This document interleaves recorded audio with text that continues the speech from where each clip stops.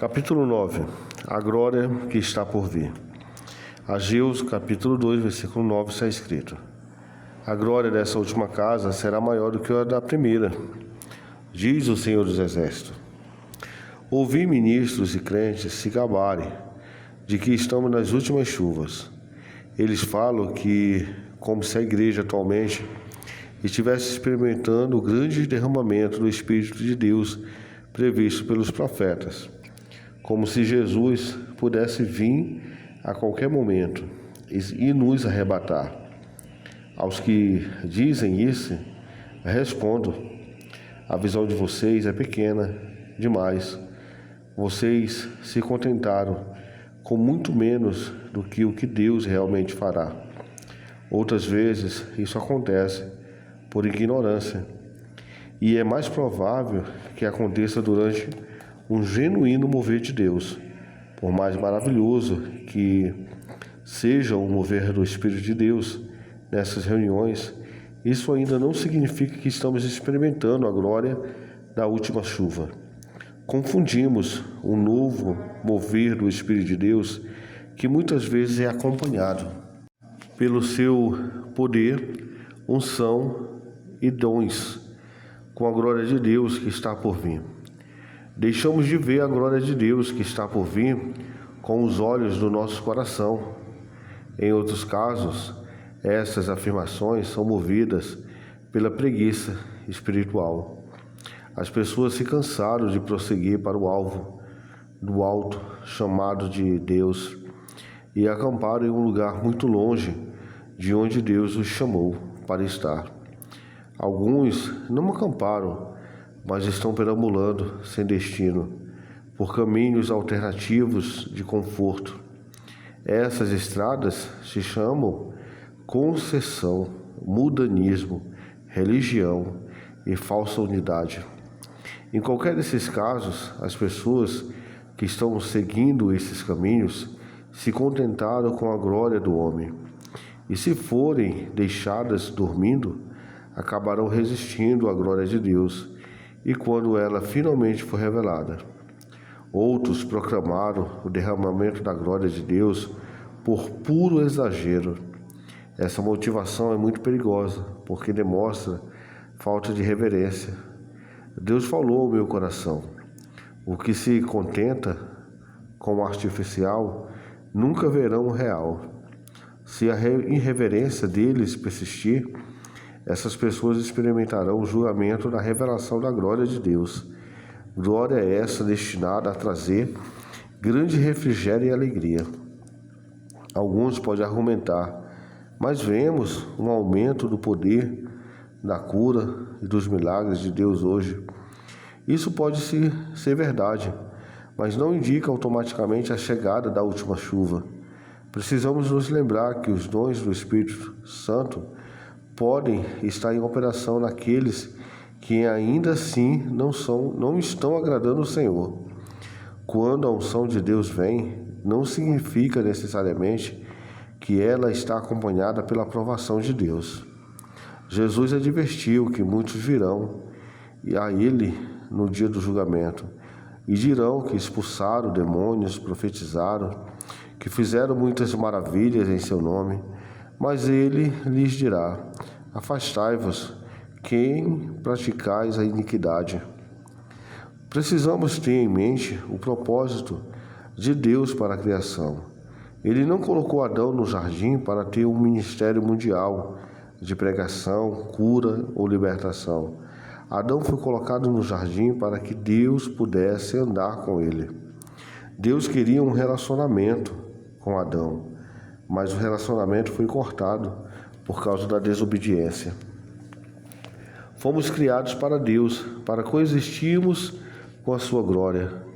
Mas se quisermos agradar a Deus, a desobediência não pode existir dentro de nós. A medida exata da nossa verdadeira condição espiritual está na nossa verdadeira obediência à sua vontade.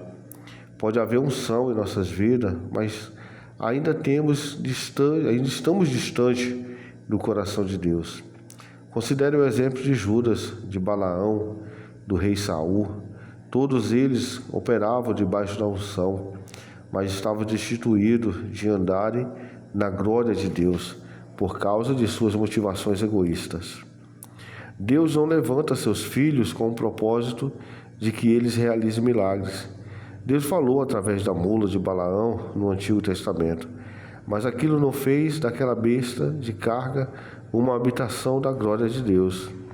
Durante os últimos 6 milênios, Deus tem estado pacientemente trabalhando em um tempo para si, formado pelos seus filhos obedientes, que o amam e o temem. Pedro escreveu: também vós mesmos, como pedras que vivem, sois edificados casa espiritual. 1 Pedro capítulo 2, versículo 5. E Paulo afirmou: no qual também vós juntamente estáis sendo edificados para a habitação de Deus no Espírito. Efésios capítulo 2, versículo 22. Se formos sinceros, admitiremos que nós, o templo de Deus, ainda não estamos preparados para a sua glória. O templo ainda está em construção. A ordem divina está sendo restaurada dentro do coração do homem. A nossa condição atual. Há ainda outro período na história de Israel que traça um paralelo com o estado atual da igreja. Lembre-se que os acontecimentos e as condições de Israel são modelos e sombras das coisas que estão por vir na igreja. Após 70 anos de cativeiro na Babilônia, um grupo de judeus retornou para a sua amada terra prometida. O julgamento havia cessado e a restauração havia começado. Era hora de reconstruir os muros e o templo. A princípio, essa fase de reconstrução foi encarada e introduzida com entusiasmo, dedicação e trabalho árduo. Entretanto, à medida que o entusiasmo inicial foi gradualmente diminuindo, as pessoas perderam a motivação e 16 anos depois elas ainda não haviam terminado o templo. Suas preocupações pessoais tiveram prioridade sobre a restauração da casa de Deus. A reverência havia se esvaído por causa do envolvimento deles com seus próprios negócios. O que Deus considerava importante e santo havia sido colocado em banho-maria. Para despertar as pessoas, Deus levantou o profeta Ageu. Ele confrontou o povo para essa pergunta: acaso é tempo de habitardes vós em casas apaineladas, enquanto essa casa permanece em ruínas? Ageu, capítulo 1, versículo 4. Os israelitas perderam a perspectiva quando o foco deles passou de Deus para si mesmo. Quando isso acontece, a paixão e o desejo por Deus sempre começa a desvanecer. Através do profeta, Deus explicou o motivo dessa insatisfação. Imperastes muito, e eis que veio a ser pouco. E esse pouco, quando o trouxeste para casa, eu, com um assopro, o dissipei. Por quê? Diz o Senhor dos Exércitos: por causa da minha casa, que permanece em ruínas, ao passo que cada um de vós corre por causa de sua própria casa. Por isso, os céus vos retêm o seu orvalho, e a terra os seus frutos. A chuva havia sido retida da colheita deles. Sempre que a nossa busca é por bênção, em lugar de pelo Senhor, Ele o retirará ou reterá, a fim de que chamemos novamente por Ele. O nosso dilema de hoje não é muito diferente. Nós também vivemos em uma era de restauração, pois a Bíblia nos diz que Jesus não voltará até a restauração de todas as coisas. Vê Atos capítulo 3, versículo 21. As Escrituras prometem que tudo que foi perdido será restaurado antes da sua vinda. Deus restaurou o templo natural de Israel, mas o nosso templo não é um templo natural, mas o altar composto por nossos corações. Esse santo templo será consertado e restaurado à sua divina ordem, para a sua glória mais uma vez. Mas no nosso tempo de restauração, nós nos comportamos como Israel. Temos corrido atrás de bênçãos e buscado conforto e facilidade. Para a maioria de nós, o nosso melhor tem sido dado para construirmos as nossas próprias casas apaineladas. Temos dedicado a maior parte do nosso tempo à obtenção de sucesso pessoal, para que possamos desfrutar de conforto e segurança. Onde está a minha honra? Mais tarde, Deus questionou Israel novamente através do último profeta do Antigo Testamento, Malaquias. Ele viveu um século depois de Ageu, durante o mesmo período de restauração. Malaquias clamou: ó filho, honra o pai, e o servo respeita o seu senhor. Eu sou o pai e o mestre de vocês, mas onde estão a honra e o respeito que mereço? Vocês desprezaram meu nome. Mas vocês perguntam: como desprezamos o teu nome? Vocês desprezaram meu nome oferecendo sacrifícios contaminados sobre o meu altar. E então vocês perguntam: como contaminamos os sacrifícios? Vocês os contaminam dizendo que o altar do Senhor não merece respeito. Quando vocês entregam animais cegos como sacrifícios, e não é isto errado? E não é errado oferecer animais que são aleijados e doentes? Experimentem dar presentes assim ao seu governador e veja como ele se agradará, diz o Senhor Todo-Poderoso. Malaquias, capítulo 1, versos 6 ao 8. Deus perguntou ao seu povo: vocês me chamam Senhor, mas onde está a minha honra e reverência? Como ele não era respeitado? Ele não recebia o melhor enquanto o povo recebia o melhor para si? Deus chamou as atitudes do povo de desrespeitosas e irreverentes para ajudar os israelitas a verem o seu erro com mais clareza. Deus o desafiou: ofereçam o que vocês me deram ao seu governador, ou se padrão, líder, enfim, pessoas em nível muito inferior ao Rei do Universo. Se trabalhássemos para os nossos empregadores da maneira como muitas pessoas servem a Deus, seríamos despedidos antes do final da semana. Vamos ver o nível de honra que geralmente damos a Deus. Chegamos à igreja com 10 minutos de atraso. Nós nos sentamos e observamos sem nunca levantar um dedo para servir, ao mesmo tempo criticando a liderança e aqueles que servem. Mantemos vigilância constante e desconfiada na forma como o dinheiro é gasto, embora raramente contribuímos com o nosso próprio dízimo na totalidade.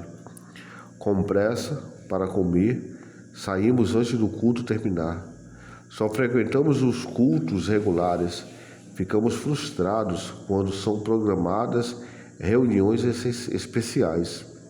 Se o tempo estiver feio, ficamos em casa para evitar inconveniência. Se o tempo estiver excepcionalmente maravilhoso, ficamos em casa para desfrutar dele. Se o nosso programa favorito estiver passando na TV, faltamos ao culto para assisti-lo. Quanto tempo esse nível de desempenho no serviço duraria um cargo ou na função de um mercado?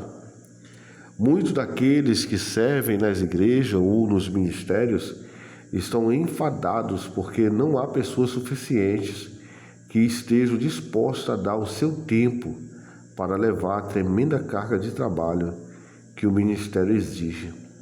Em muitas igrejas, a maioria do povo vem para receber ou para ser espectadores e nunca para dar ou servir. Eles olham para o relógio para ter certeza de que o culto de domingo terminará bem na hora e não tem tempo para uma reunião de oração no meio da semana. Mas essas mesmas pessoas trabalham por longas horas para manter um padrão de vida e correr atrás de seu sucesso pessoal. Pelo fato de haver tão poucos para servir, os pobres e necessitados da congregação são negligenciados. Mas no final das contas, essas mesmas pessoas criticam o pastor e a sua equipe, enfadada, quando as necessidades dos pobres não são atendidas. Alguns desses servos relutantes nem sequer reservam tempo para as próprias famílias que trabalham tão arduamente para sustentar. E eles colocam suas famílias de lado, dizendo de uma forma defensiva: é claro que amo vocês.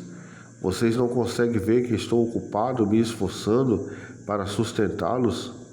Agora, deixe-me a sós. Estou cansado e não tenho tempo para vocês nesse momento. Deus explica a turbulência na vida deles. Vocês estão esperando muito, mas na verdade tem pouco, pois quando o trouxeram para casa, eu com um assopro o disciplinarei. Por quê? Diz o Senhor dos Exércitos. Por causa da minha casa, que está em ruínas, ao passo que cada um de vocês corre por causa de sua própria casa. Por isso, as últimas chuvas são retidas e os frutos da colheita não vieram. Amém? Ageu, capítulo 1, versículo 9 ao 10. Onde estão os verdadeiros pregadores? Malaquias e Ageu eram verdadeiros profetas. As suas fortes palavras proféticas geraram mudança no coração de Israel. O povo ouviu essas palavras e atenderam à voz do Senhor, seu Deus, e às palavras do profeta Ageu, as quais o Senhor, seu Deus, o tinha mandado dizer. E o povo temeu diante do Senhor. Ageu, capítulo 1, versículo 1 ao 12. A reverência foi restaurada. Agora, o foco estava mais uma vez no templo. Os interesses pessoais deles eram secundários. Quando tememos a Deus, sempre colocaremos os seus interesses e desejos acima dos nossos. Precisamos hoje de pregadores como Ageu ou Malaquias, que fugiram da popularidade para agradar a Deus. Precisamos de pregadores que falem as palavras confiáveis, palavras que as pessoas precisam ouvir e não o que elas querem ouvir. Hoje, se uma pessoa escrever um livro sobre como melhorar o seu estilo de vida ou como ter sucesso, ele venderá bem. Escrevemos e pregamos sobre tópicos que são agradáveis às pessoas. Mas onde estão aqueles que não se preocupam com a receptividade de sua mensagem na terra, mas apenas com a receptividade no céu? Quando viajo, o meu tempo para falar muitas vezes é limitado por certas restrições, geralmente se limitando a 1h30. Normalmente existem duas razões por trás disso. Em primeiro lugar, existe o medo de que, se os cultos se estenderem muito, a igreja anfitriã perca tanto a frequência noturna quanto seus membros. É interessante que tantas pessoas consigam ficar sentada por 2 horas ou mais no cinema ou um evento esportivo, mas fique frustrada quando o sermão passa dos 45 minutos. Em segundo lugar, há uma pressão que esses cultos exercem sobre os que trabalham com crianças. Creio que as pessoas que trabalham com crianças experimentariam um verdadeiro mover de Deus se elas ministrassem às crianças em vez de entretê-las. Alguma vez ministrei em cultos que duraram 3 horas ou mais, e pelo fato de que as crianças estavam sendo ministradas, elas não tiveram problema algum com o tempo, não pretendendo com isso dizer que o culto deve ser longo para ser eficaz. Essas atitudes são um simples reflexo do que valorizamos como digno da nossa atenção. Observo isto com mais frequência em igrejas muito grandes. Às vezes o motivo pelo qual uma igreja é grande é porque ela serve a novos convertidos, mornos, que podem entrar e sair depressa, sem que nunca alguém faça o que se sintam desconfortáveis. Sim, se o Espírito Santo não está presente em um culto, não há motivo para que ele dure mais de 1h30. Aliás, até isso será muito tempo sem a presença do Espírito Santo. Concordo com isso. No entanto, o Espírito Santo estará nos cultos, onde a liderança permitir que ele faça e diga o que desejar. Recentemente estive com um pastor de uma grande igreja que me pediu para limitar o culto a 1h30. Olhei para ele e, com respeito por sua posição, perguntei: é isso que você quer? Você quer impor limite de tempo ao Espírito Santo? Se quiser, você pode crescer, mas esqueça a ideia de ter um verdadeiro mover de Deus na igreja. Ele cedeu. Tudo bem, mas por favor, encerre em 2 horas. O último culto foi uma segunda-feira à noite. Preguei uma mensagem muito forte. Cerca de 80% das pessoas vieram à frente quando eu fiz o apelo de arrependimento. Percebi que meu tempo estava terminando, então encerrei o culto. Aprendi que Deus se agrada quando respeita a autoridade que Ele estabeleceu sobre o corpo dos crentes. Voei para casa mais cedo e no dia seguinte, o pastor me telefonou. John, senti que você deveria orar pela minha equipe. Concordei e respondi. Eu também senti, mas meu tempo havia se esgotado.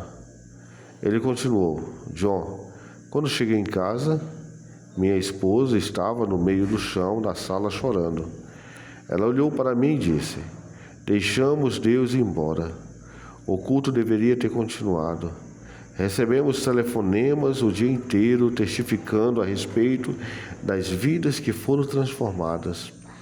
Crentes da região nos ligaram dizendo: ouvimos dizer que Deus está fazendo algo em sua igreja. Vocês vão ter culto esta noite? Não posso acreditar que limitei o seu tempo. Deus tratou comigo a respeito disso. Respondi: pastor, estou cheio de alegria, pois vejo que você tem um coração aberto. Então ele me pediu que voltasse assim que possível para conduzir uma semana de reuniões. Gostaria de poder relatar que todos os pastores que encontrei que limitaram o Espírito Santo de Deus em suas igrejas tiveram o mesmo coração aberto. Deus lamentou essa irreverência através de Jeremias. Jeremias capítulo 5, versículo 30 ao 31 está escrito: uma coisa terrível e chocante aconteceu nesta terra. Os profetas dizem profecias falsas, e os sacerdotes governam com a mão de ferro. E, o que é pior, o meu povo gosta que seja assim.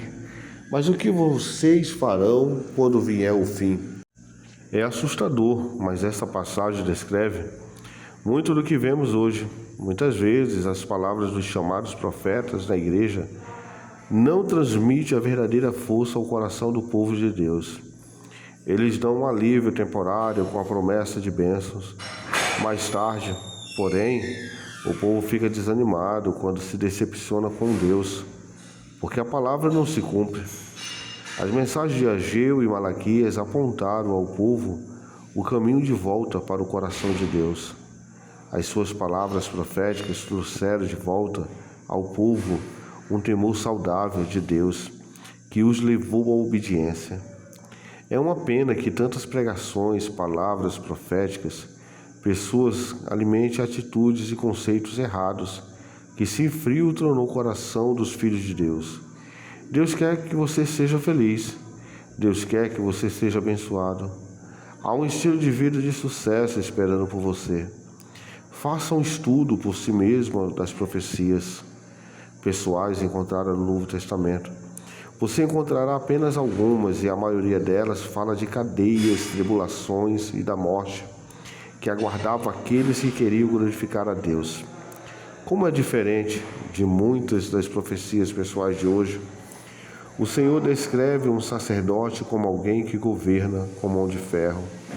Isso acontece quando os pastores governam através do controle em vez da obediência à direção do Espírito. É ofensivo ao Espírito Santo que lhe diga que ele só tem 1h30 do princípio ao fim para completar a sua obra. Desagrado a ele quando os líderes seguem um padrão rígido e tomam decisões fora do conselho de Deus. Mas o que Deus acha mais alarmante é que o seu povo gosta que seja assim. Para muitos, esses limites protegem o estilo de vida irreverente e egocêntrico deles. Com as primeiras chuvas vieram grandes bênçãos, mas elas trouxeram um julgamento rápido também. Deus pergunta: mas o que vocês farão quando vier o fim? Creio que Ele está nos avisando. Se vocês não mudarem no dia da minha glória, vocês serão julgados em vez de serem abençoados. Considere o primeiro templo. Vamos voltar a Ageu. O temor do Senhor foi restaurado ao coração de Israel, e o foco deles voltou-se para Deus. Ageu então indicou a condição em que o templo se encontrava na ocasião. Ageu, capítulo 2, verso 3, está escrito: quem dentre vós que tenha sobrevivido contemplou esta casa na sua primeira glória? E como a vedes agora? Não é ela como nada aos vossos olhos? Creio que Deus está perguntando o mesmo a nós hoje. Quantos de vocês se lembram da igreja na sua primeira glória? Como podemos nos comparar a ela agora? Como nós, o templo de Deus, podemos nos comparar? Para responder por comparação, vamos examinar a glória da igreja no livro de Atos, o Pentecostes, o primeiro dia da primeira chuva. Veio com tamanha força que capturou a atenção de multidões em Jerusalém. Não havia rádio, televisão ou anúncios nos jornais. Não houve distribuição de panfletos. Na verdade, não houve nenhum culto programado. Mas Deus se manifestou tão poderosamente que multidões ouviram as palavras ungidas de Pedro, e milhares foram salvos. Essa reunião não ocorreu em uma igreja, um auditório ou estádio, mas nas ruas. Pouco tempo depois, Pedro e João estavam a caminho do templo e viram um homem aleijado que era manco desde o seu nascimento. Diariamente, ele ficava na rua, mendigando. Pedro o ergueu e o colocou de pé, e o homem aleijado foi curado no nome de Jesus. Dentro de minutos, uma multidão de milhares de pessoas haviam se reunido novamente. Pedro pregou e 5.000 homens foram salvos. Não houve tempo sequer para fazer o apelo, pois Pedro e João foram presos antes de terminarem a pregação. Depois que Pedro e João foram libertos da prisão, eles voltaram para se reunir aos outros crentes. Juntos, eles oraram com tamanha unidade que o prédio foi abalado. Isso é poder. Ora, conheço pregadores que tendem a exagerar, mas a Bíblia não. Quando ela diz que o prédio tremeu, é porque ele tremeu. Logo depois, um homem e uma mulher trazem uma oferta e, por causa da irreverência, caem mortos. Imediatamente após esse incidente, nós lemos lá em Atos, capítulo 5, verso 15. a ponto de levar os enfermos até pelas ruas e os colocarem sobre leitos e macas, para que ao passar Pedro, ao menos a sua sombra lhe projetasse em alguns deles. Observe que a Bíblia diz ruas e não rua. Jerusalém não era uma cidade pequena. A glória de Deus era tão forte que tudo o que Pedro tinha de fazer era passar por aquelas pessoas e elas eram curadas. Então, a perseguição se tornou tão intensa em Jerusalém que os crentes se espalharam pelas regiões da Judéia e Samaria. Um deles, Filipe, um homem que servia à mesa das viúvas, foi a uma cidade de Samaria e pregou. Toda a cidade respondeu e multidões lhe deram atenção ao verem os grandes milagres que ele fazia. O efeito do Espírito de Deus naquela cidade foi tão grande que a Bíblia relata, e houve grande alegria naquela cidade. O anjo do Senhor disse a Filipe que fosse ao deserto, onde ele encontrou um homem da Etiópia, de grande autoridade. Ele o conduziu a Jesus e o batizou. Então o Espírito do Senhor arrebatou Filipe de tal modo que ele desapareceu bem diante dos olhos do homem. Ele foi transladado do deserto para uma cidade chamada Azoto. Logo depois encontramos Pedro indo a uma cidade chamada Lida. Ali ele encontrou um homem chamado Enéas, que havia 8 anos, que era paralítico. Pedro falou a ele no nome de Jesus, e esse homem aleijado foi imediatamente curado. A Bíblia diz: viram-no todos os habitantes de Lida e Sarona, os quais se converteram ao Senhor. Atos capítulo 9, versículo 35. 2 cidades inteiras terminaram sendo salvas. Mais tarde vemos Deus operando poderosamente entre os gentios. Em toda parte aonde os crentes iam, cidades inteiras eram afetadas. Os crentes eram descritos como estes que têm transtornado o mundo. Chegaram também aqui. Atos capítulo 17, verso 6. A glória de Deus era tão poderosa que a Bíblia relata. Durou isso por espaço de 2 anos, dando ensejo a que todos os habitantes da Ásia ouvissem a palavra do Senhor, tanto judeus como gregos. Atos 19, verso 10. Uau! A Bíblia não diz toda a Ásia ouviu a palavra. Isso seria fácil, pois significaria que todas as cidades haviam sido afetadas, mas não significaria necessariamente todas as pessoas. Em vez disso, diz, todos os habitantes da Ásia ouviram a palavra do Senhor. Isso nos diz que todas as pessoas que habitavam na Ásia ouviram a palavra de Deus em apenas 2 semanas. A Ásia não é um vilarejo, uma cidade ou um país. É uma região. Tudo isso foi feito sem satélites, internet, televisão, rádio, carros, bicicletas, fitas de áudio, livros ou vídeos. Mas a Bíblia diz que todas as pessoas ouviram o Evangelho quando ele foi programado por aqueles cristãos primitivos. Você está vislumbrando como era gloriosa a igreja de Atos durante a primeira chuva do Espírito Santo de Deus? Agora vamos tratar mais uma vez da pergunta de Deus.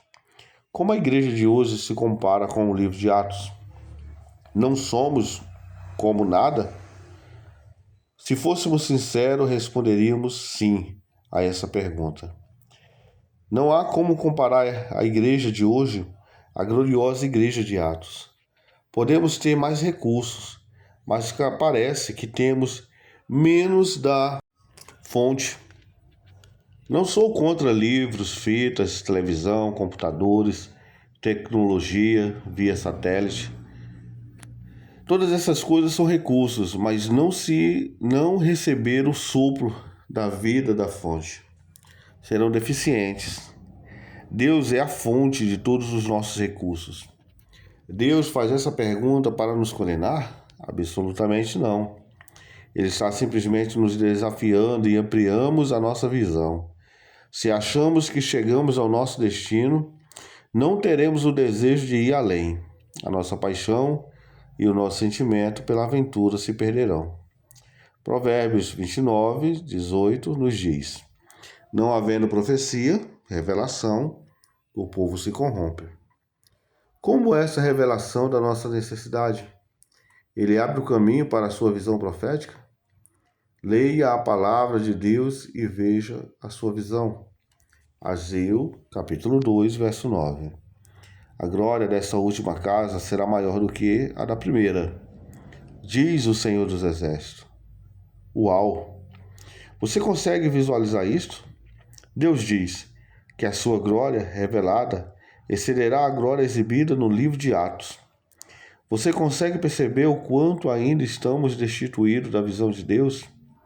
Na verdade, o Senhor me impressionou ao falar comigo em oração há alguns anos. John, a magnitude da minha glória revelada nos dias que estão por vir será 7 vezes maior do que as pessoas experimentarão no livro de Atos. Vai ser muito maior do que eles experimentaram. Imediatamente clamei: Senhor, não sei se consigo crer ou compreender isso. Preciso ver o que o Senhor acaba de dizer na sua palavra, para confiar que é mesmo o Senhor falando comigo.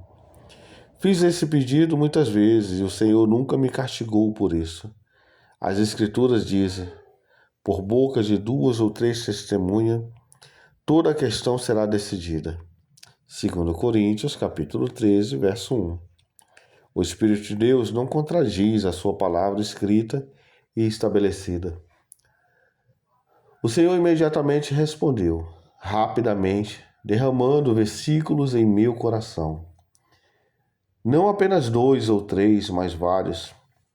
Primeiro, ele perguntou: John, eu não sei da minha palavra que quando o ladrão é apanhado, ele precisa restituir 7 vezes. Provérbios, capítulo 6, verso 31. O ladrão roubou da igreja, mas a minha palavra diz que o céu precisa receber até os tempos da restauração de todas as coisas. Essa restauração será 7 vezes mais. Ele continuou: John, eu não disse na minha palavra que faria com que os inimigos que se levantaram contra o meu povo fossem derrotados. Por um caminho sairão contra ti, mas por 7 caminhos fugirão da tua presença. Deuteronômio, capítulo 28, verso 7. Então, usando um versículo de Eclesiastes, ele perguntou: John, eu não disse na minha palavra que melhor é o fim das coisas do que o princípio? O fim da era da igreja será melhor do que o começo. E ele falou uma vez, perguntando: John, eu não guardei o melhor vinho para o fim do casamento em Canaã? O vinho fala da sua presença palpável nas Escrituras. Mais tarde, ele me mostrou o versículo das Escrituras que solidificou essa verdade em meu coração. Isaías, capítulo 30, diz como o povo de Deus procuraria se fortalecer na força do Egito, o sistema desse mundo. Ele se fortaleceria nos ídolos procurados pelo mundo. Então Deus teria de levar o povo através da adversidade e da aflição para a sua purificação. Neste processo, eles deixariam de lado os seus ídolos e voltariam os corações novamente para Deus. Quando isso acontecesse, Deus disse: então o Senhor te dará chuva sobre a tua semente. Isaías capítulo 30, verso 23. Isaías não está falando de chuva natural, mas sim da chuva do Espírito de Deus, conforme descrito em Joel, Pedro e Tiago. Veja o que Isaías prossegue dizendo: a luz do sol será 7 vezes mais forte, como a luz de 7 dias. Assim será o dia em que o Senhor começar a curar o seu povo e curar as feridas que lhes deu. Isaías capítulo 30, verso 26. O sol natural não brilha 7 vezes mais quando chove. Na verdade, Deus está descrevendo a glória do seu Filho, a quem as Escrituras chamam de Sol da Justiça. A sua glória será 7 vezes maior nos dias que antecederão a sua vinda. A última chuva da glória de Deus trará refrigério não apenas ao povo de Deus, mas também para aqueles que o cercam. Já participei de reuniões maravilhosas onde Deus estava se movendo e onde havia milhares de pessoas todas as noites. Embora tivesse uma boa frequência de santos, desviados e pecadores, essas reuniões muitas vezes não faziam a menor diferença nas cidades que a cercavam. Enquanto dirigia o caminho desses cultos, eu me perguntava: quando toda a cidade seria afetada? Por mais maravilhosas que sejam as nossas reuniões, ainda aguardo a última chuva. A última chuva é diferente dos avivamentos passados. Esses avivamentos afetaram uma cidade ou uma região aqui ou ali, tal como Azusa e Gales. Eles também afetarão as nações, mas era preciso ir até lá para ser parte daquilo. No livro de Atos, porém, a glória de Deus se manifestava em todos os lugares aonde seus discípulos iam. A glória de Deus foi derramada sobre todo o mundo conhecido. A última chuva será derramada sobre toda a terra, em uma medida muito maior.